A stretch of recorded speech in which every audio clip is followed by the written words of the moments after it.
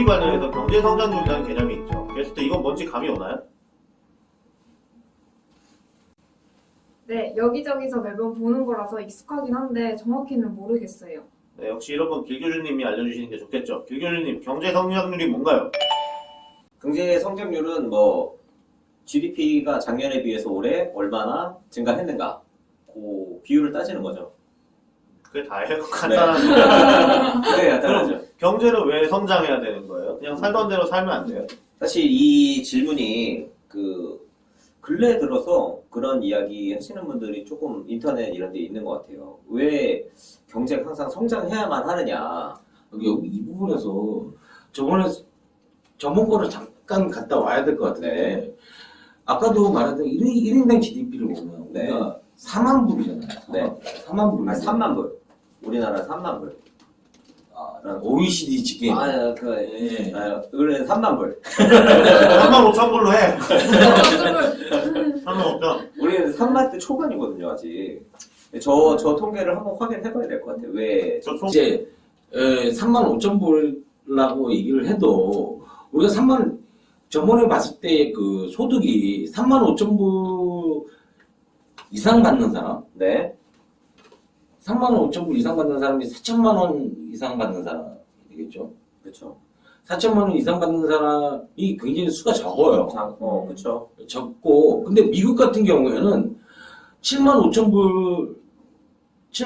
불을 받는 사람, 8만으로 10만 불 받는 사람, 이쪽도 군이 굉장히 많거든요. 그쵸. 중심이죠, 거기가 네. 거의. 그러니까 미국 같은 경우는 그런 느낌이 안 들어요.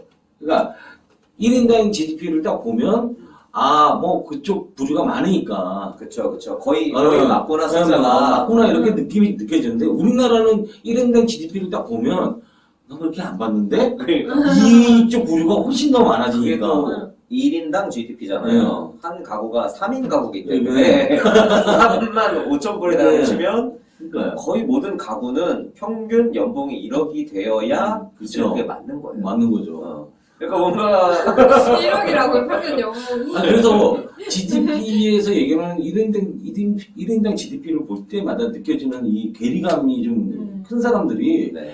많은 것 같고 미국이나 일본 같은 경우는 그나마 그래도 적지 않을까. 그래서 우리나라가 얘기하는 게 진짜 뭐 계속 올려봤자 뭔 의미가 있어? 뭐 이런 생각을 하는 것 같아요. 근데 이게 우리가 이제 경제 성장을 왜 해야 되는가 하니까 잘 안 와닿아서 그런 건데 경제는 왜 성장해야 하는가라는 질문은 사실 뭐하고 똑같냐면 내 월급을 왜 올려야 하는가라는 질문하고 사실 똑같아요. 경제가 성장하는 것하고 이거를 이제 가정의 수준으로 이렇게 작게 작게 줄여놓으면 아빠의 월급하고 경제 GDP하고 사실 거의 일치하거든요. 근데 GDP 증가율은 월급 증가율하고 똑같은 거예요. 아빠의 월급은 왜 올라야 될까요? 아빠의 월급이 올라가면 근데 저희의 여기 이 생활이. 부분에 대해서 좀 네. 계속 회사가 안 좋다고 우리 내년 동안 지금 안 올렸거든. 그러니까 사실 경제가 성장해야 되는 건 이 경제라는 건 그 나라의 어떤 경제 활동 지표이기도 하고 경제 주체들의 소득 수준을 합쳐놓은 거예요.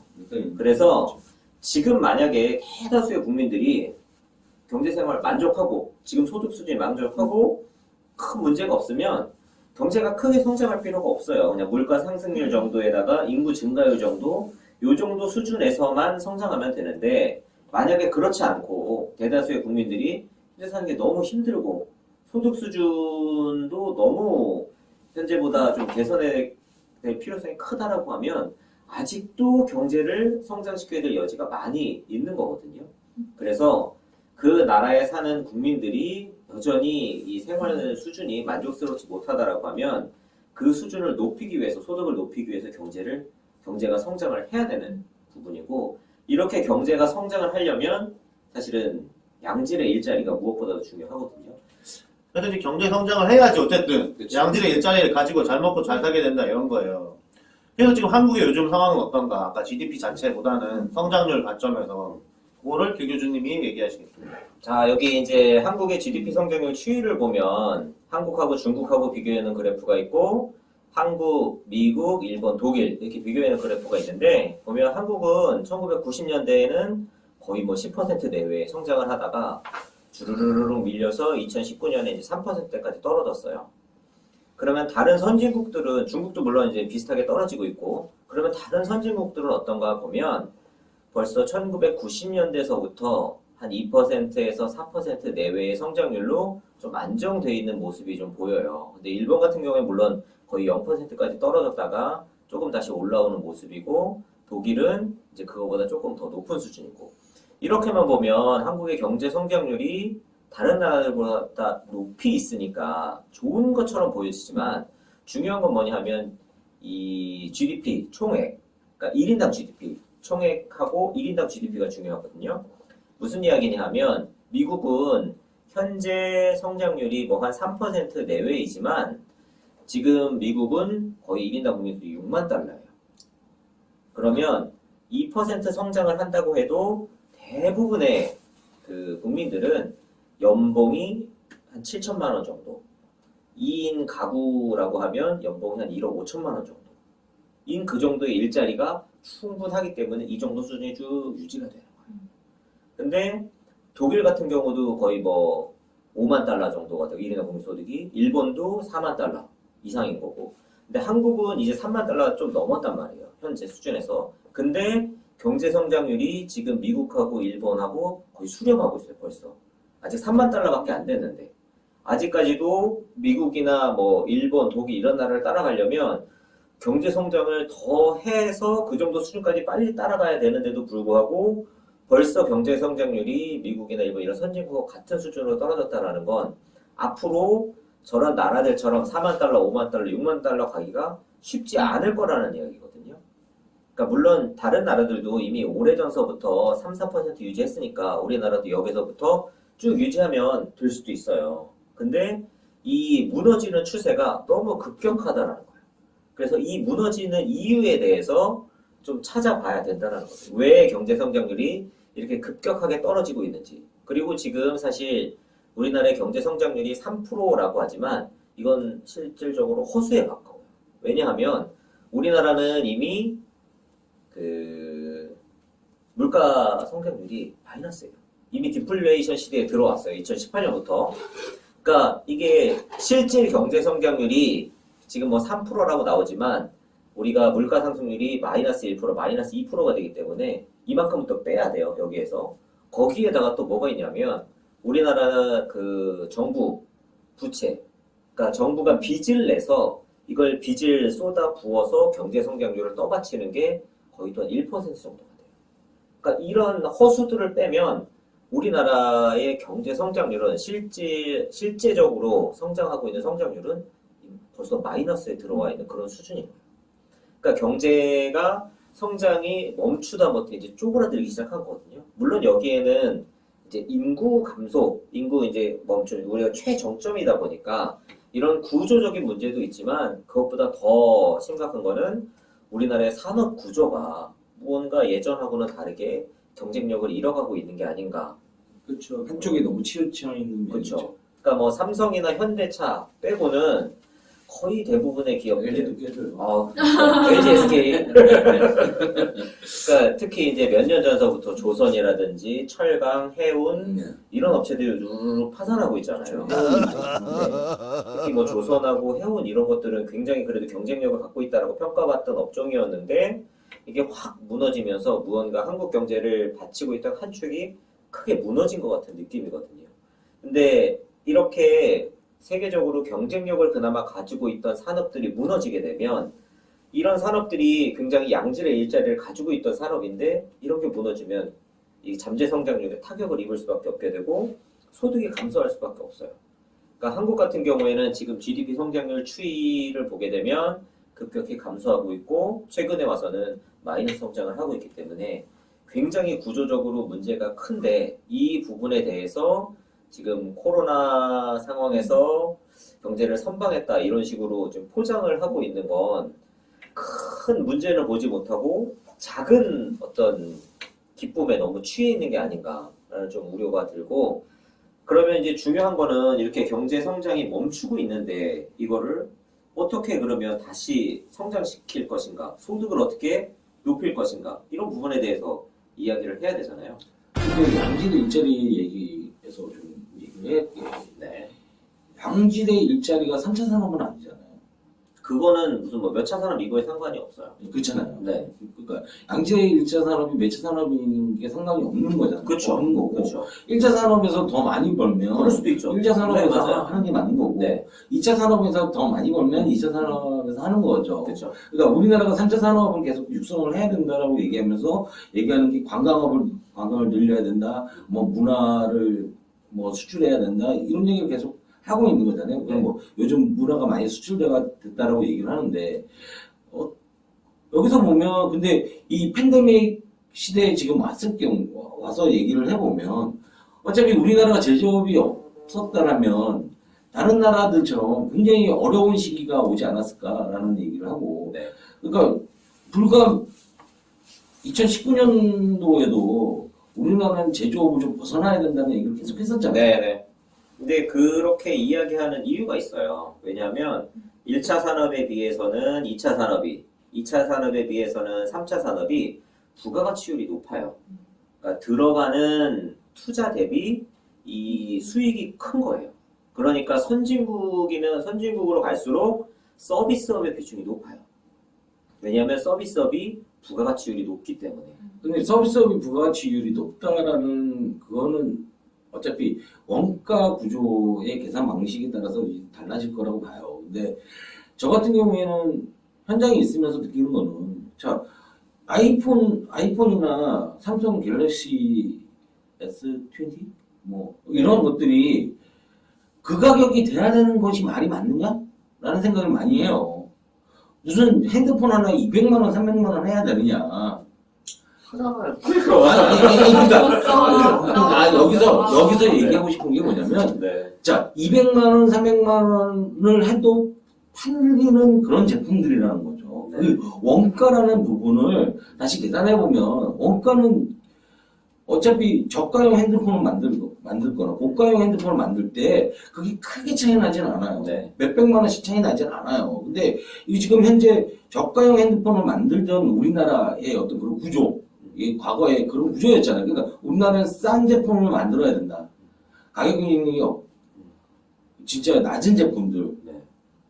가격 경쟁력은 계속 얘기하고 싼 제품 만들고 이런 구조였기 때문에, 그런 제조업이 계속 발달해 왔기 때문에 이 제조업에서 벗어나야 된다라고 얘기를 하지만, 진짜 프리미엄 제품들을 만들고 진짜 차를 만들어도 뭐 스포츠카 수준으로 만들고 네. 이런 식으로 좀 더 제조업에서 부가가치를 늘리는 방향으로 가야 되지 않느냐. 그리고 제가 생각하는, 우리는 항상 얘기했던 게 뭐야? 우리나라는 자원이 부족한 나라라는 얘기를 굉장히 많이 하잖아요. 근데 이 앞으로 이제 4차 산업혁명이라는 이 시대가 오면 그 자원이 뭐냐면 빅데이터거든요. 그래서 우리는 자원이 없는 나라였기 때문에 이런 새로운 AI 시대나 빅데이터 시대를 갔을 경우에 자원을 만들어야 된다라는 생각을 좀 깊게 가져갔으면 좋겠다는 생각을 해요. 그래서 이 빅데이터에 쓰여질 이 빅데이터, 어떤 사람들이 어떤 AI가 움직이거나 뭐 이런 데 쓸 수 있는 이 빅데이터를 어떻게 만들어 나가야 될지에 대해서 좀 더 많은 고민이 돼야 된다고 생각을 하고, 제 입장에서는 그러니까 데이터를 만드는 노동자라고 해야 되나요? 소비자라고 봐요. 아니, 데이터를 만드는 사람.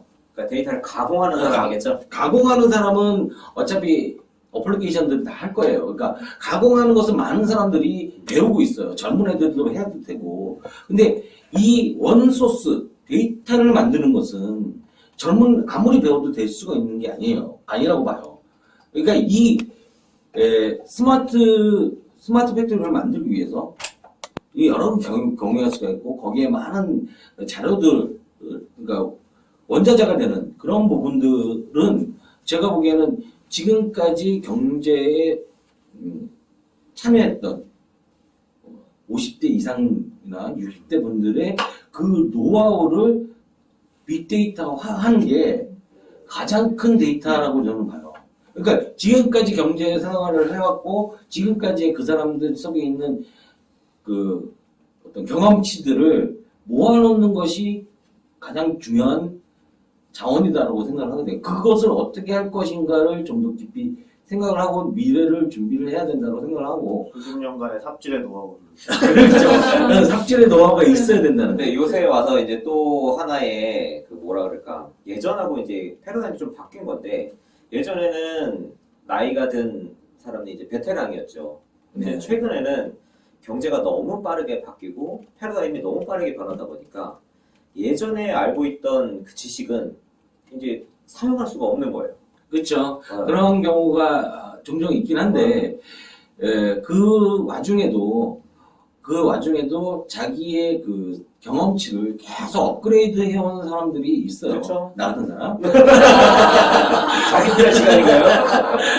그런 사람들은 정치를 하시는 거예요. 그래서 그런 경험치를 계속 그러니까 경험치를 업그레이드를 하지 않으면 그건 옛날 맞아요. 얘기가 돼버리는 맞아요. 거고 경험치를 계속적으로 업그레이드를 해가면서 이거를 바꿔나가면서 그것이 하나의 자원이 되는 그래서 재작년에 그 여러 이제 그 빅데이터를 만드는 사람 가공하는 사람들이 생각하는 게 뭐냐면 점점 이 빅데이터에 이념이 들어가기 시작한다. 그래서 이념을 어떻게 뺄지에 대한 여러 가지 논의를 하고 있거든요. 왜냐면 이 빅데이터를 만드는 데이터의 원소스 사람들이 이념이 있는 거예요. 그 각 지역마다의 이념들이. 그 이념이 데이터 안에 들어가는 것을 막아보려고 굉장히 지금 노력을 많이 하고 있는데 이런 데이터, 다시 말해서 이런 원재료를 얼마만큼 한 곳에 집중화를 시키느냐를 지금 고민하고 계시겠죠. 여러분들 고민하고 계실 텐데 좀 더 이런 50대나 60대 이렇게 좀 사회에서 이제 뒤로 나오시는 분들이 그런 데이터를 만드는 생성하고 그리고 젊은 이런 학교에서 많이 배운 사람들이 가공을 하고 그 가공한 데이터를 AI에 어떻게 집어넣을지에 대해서 또 연구 개발을 하고 하는 이 세 가지 과정에 대한 전체적인 프로세스를 만들어야 나가야 되지 않느냐라는 생각을 하고 있고 또 한 가지 얘기하면 이런 앞으로 계속적인 이런 산업이 발전하는데 우리나라가 지금 우리가 계속 들리는 얘기는 AI라든가 이런 서비스 3차 산업에 대해서 얘기를 하고 있는데 3차 산업은 있지만 이것을 현실화시켜주는 거는 기구물이거든요. 하드웨어. 기구물이거든요. 이 기구물에서 가장 중요한 게 모터 베어링 배터리. 세면 국물이 거의 그 느낌이었는데. 보통 배터리. 베어링은 베어링이라는 아니, 이거는 거의 옛날에 그 할아버지들 그 느낌인데 뭔가. 제가 그쪽에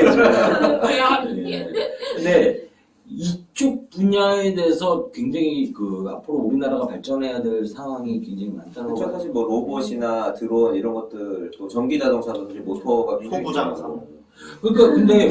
그러니까 아시모라든가 우리나라의 휴보라든가 이런 로봇들 보면 뒤에 뭐 배낭 하나 짊어지잖아요. 네. 그게 배터리 그랬죠. 네. 근데 아이언맨 배터리 봤어요? 아니면 몇 있다고 하는 거 아니에요? 이거는 그 그 원자로. 그 원자로예요. 네. 자체 생성을 하는. 발전소를 발전하는 거지, 네. 발전소. 이게 작아짐과 짐으로 인해서 모든 게 심플해진 거예요. 근데 아시모라든가 휴보 이렇게 등이 뒤에 백팩 메고 백팩 메고 다니고 이러면 굉장히 그 앞으로 삶이 힘들어질 거 같아요. 허리 디스크 걸리고. 그리고 이 로봇 산업에서 가장 힘든 게 뭐냐면 이족 보행이에요. 걷는 게 굉장히 힘들고 그런 기술이 많은데 이런 형태의 앞으로 그러니까 AI에만 보지 말고 AI를 현실화시켜 줄 수 있는 로봇 산업 거기에 모터하고 베어링 같은 경우에는 앞으로 굉장히 많이 발전을 해야 돼요. 베어링에서도 이제 옛날에 우리는 동그란 구슬 베어링을 생각을 하지만 원래 이제 굉장히 오래된 기술이긴 하지만 유체 베어링이 굉장히 많이 기술이 발전을 했거든요.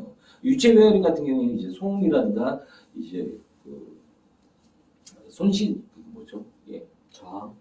저항도 적고 소음도 마찰도 예 베어링이 깎이고 팔로 오셨어.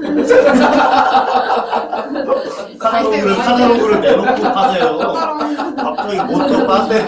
이게 베어링 저랑 외근 나가면 저런 식으로 팝니다. 홀려든다. 그런 유체 베어링 쪽에서도 굉장히 기술이 발전을 해야 되고 그쪽에 좀 더 관심을 갖고 산업을 육성을 해야 되지 않느냐. 그러니까 단순하게 서비스만 보지 말고 좀 더 그 기구물 전체적인 어떤 산업에 봤을 때 디자인이라든가 이런 부분도 좀 육성을 해야 되고 그런 것들이 좀 더 돼야 되지 않느냐라는 생각을 좀 해요. 그러면 60대 분들은 퇴직했던 이제 할 분들이나 했던 분들은 다시 자기 근무처에 가서 근무 일지와 작업 일지를 복사해달라고 해서 그 축적된 데이터를 동사무소 가서 제공하면 되는 건가? 그러니까 어떻게 할지에 대해서는 좀 고민을 해야 돼요. 왜냐면 진짜로 이 스마트 팩토리를 만들기 위해서는 그런 그분들의 스킬만큼은 필요한 거거든요. 그러니까 미국이나 독일에서도 그 미래형 일자리 이런 것과 관련해서 그 핵심 중에 하나가 노년층을 어떻게 훈련해서 계속 일자리에 머물게 할 것인가. 그래서 로봇과의 어떤 협업 작업이라든지 아니면 뭐 관리직으로서의 역할이라든지 그런 것들을 굉장히 고민하고 있더라고요. 그래서 우리나라 같은 경우도 물론 그런 것들에 대해서 고민도 하고 또 선진국들 벤치마킹도 하고 할 필요가 있겠죠. 좀 앞으로 단순하게 4차 산업만 지금 계속 얘기하지 말고 좀 더 근데 그 우선순위가 있는 것 같아요. 그러니까 산업이 굉장히 크고 다양한데 사실 계속해서 서비스업이나 4차 산업 이야기를 하는 거는 이게 어떻게 보면 이제 첨단이고 가장 덩어리가 크고 비용 대비 효용이 크기 때문에 거기를 일단 메인으로 놓고 그 밑에 있는 부분들은 또 여기 외의 인원들이 부가적으로 참여를 하고 이런 식으로 어디에 우선순위를 두느냐 이런 문제인 것 같아요. 그러니까 이거를 하면 이걸 안 하고 이런 게 아니라 안 하고가 아니라 제가 현장에 있으면서 그런 좀 안타까운 업체들을 많이 봐서 그래요. 네.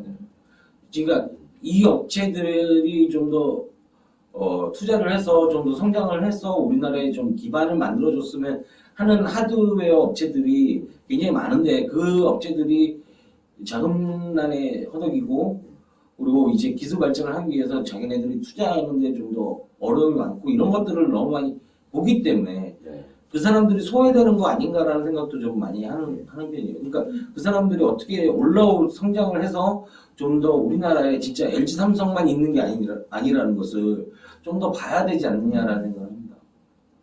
그건 이제 김봉신님이 국회의원 되셔가지고 기포에 있는 사업체들을 맞아. 지금 현재 있는 산업을 갖고 우리가 어떻게 더 많은 부가가치를 만들 것이냐를 아무리 고민해봐.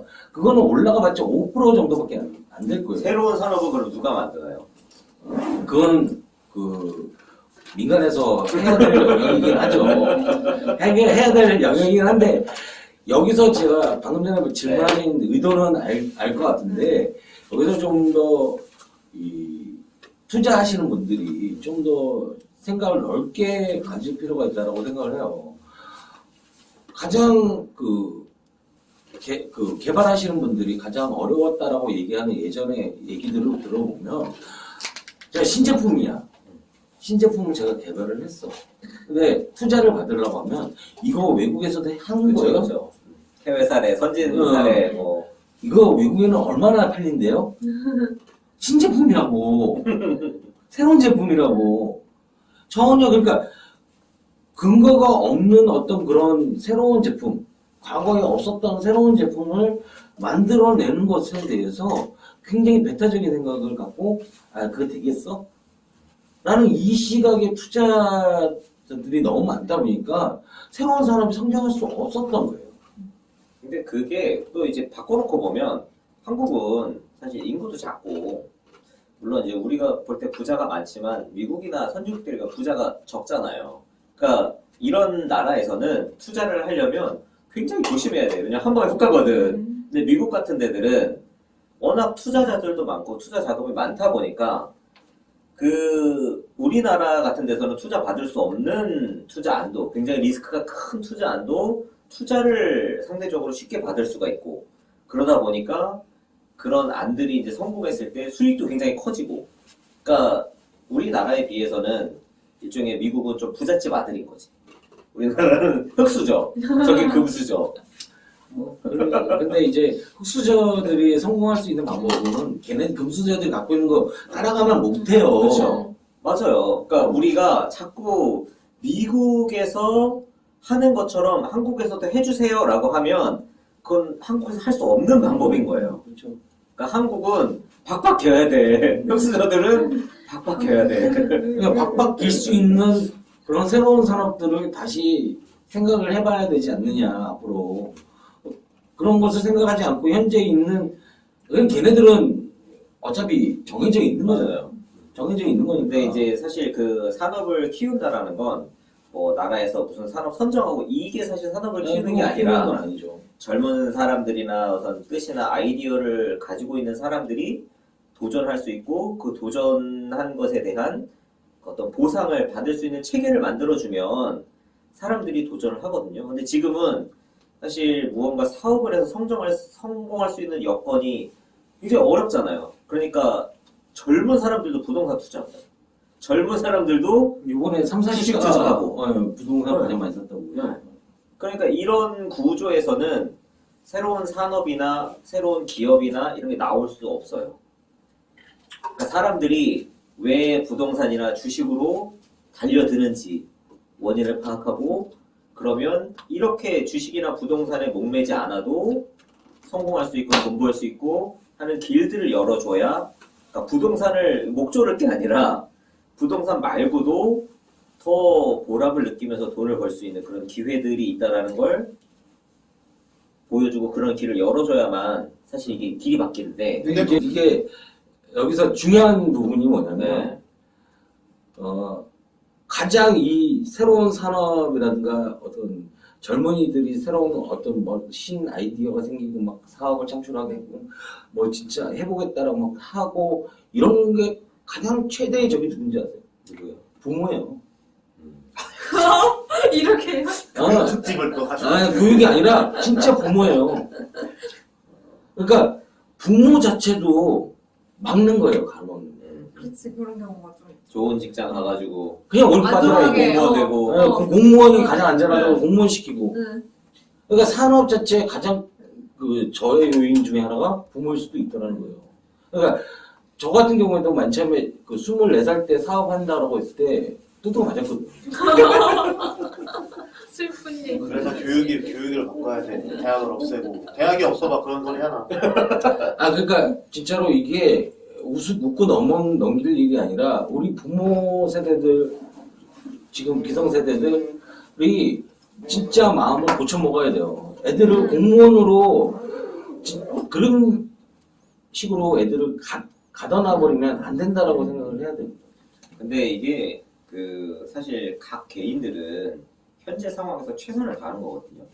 그러니까 가장 최선의 선택을 하려고 항상 노력을 한단 말이에요.